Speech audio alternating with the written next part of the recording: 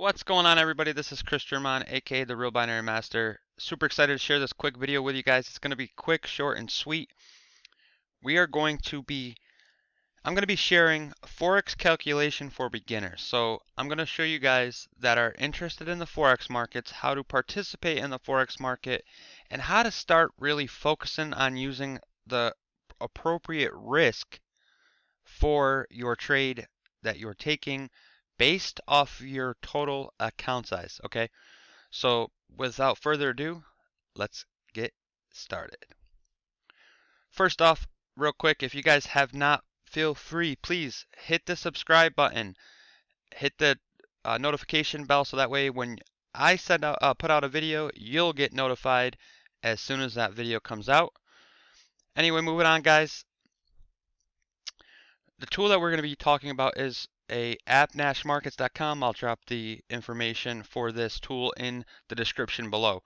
How this works is you're going to have to be 100% transparent and honest because it needs to go off of the figures that you have in your account size based off of the trade that you're going to be entering.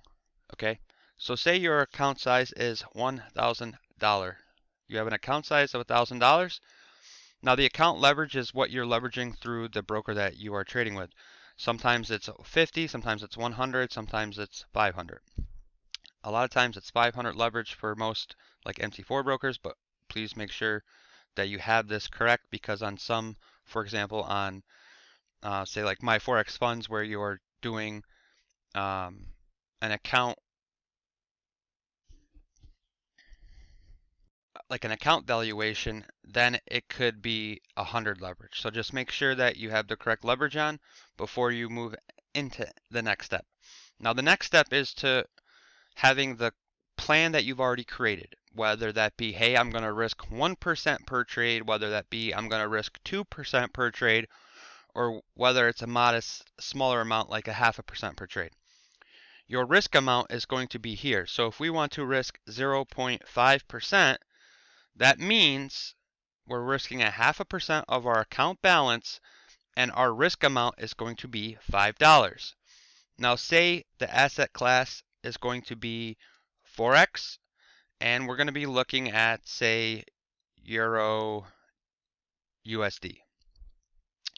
Now currently the market is closed because this video is being created on a Friday night, but if the market was open, it would still reflect the same live price. So if this price is where the market went off at, we are looking for a stop loss. If we're going to be taking a sell, we would look for a stop loss above entry price. If we are looking for a buy, we would be looking for a stop loss below entry price. For this example, we're going to say we're going to be shorting Euro USD. So you click on the short, and your stop loss is going to be higher than the entry price. So say your stop loss is at 9785 even. That's giving you a 46 pip stop loss.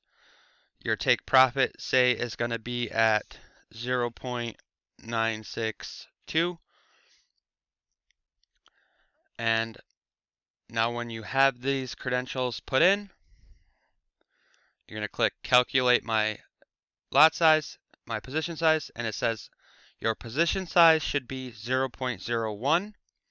Your risk to reward ratio is going to be 2.5, so this is great. I always suggest to everybody to when they're going for risk to reward, always go for 2 to 3 to 4 to 1, preferably. I personally like to go for 3 to 1 or greater because that allows me the ability as a trader to lose 2 trades and win my 3rd trade and be profitable. That's correct. I can lose 2 out of 3 trades and still be profitable. And here's how. If, for example, my stop loss is always going to be 20 pips and I go for 3 to 1, I'm going for 60 pip take profit. My stop loss is 20 pips. So if the trade goes against me and hits my stop loss, I'm going to lose 20 pips. Now the next trade comes, I'm going to have a 20 pip stop loss and a 60 pip take profit. And unfortunately, I lost that trade too. So now I have 2 losses in a row where I've lost a combined of 40 pips, 20 pips on trade 1, 20 pips on trade 2. So now I'm down 40 pips. But that 3rd trade goes on and hits take profit, where I was risking 20 pips and I was going for 60, now that I've hit a 60 pip take profit, I have 60 pips in profit and 40 pips in loss for a total net profit of 20 pips. So even as a 50% or less trader, accurate trader, you can still be profitable.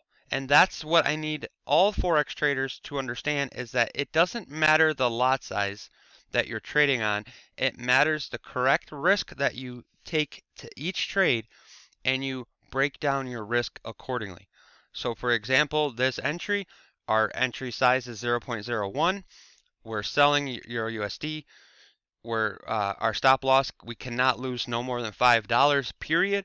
And our potential take profit, if it does go down and hit our take profit, our potential profit is going to be $12.69, which is about 2.5 to 1, which just goes to show you the risk reward ratio is 2.5, so that's exactly spot on.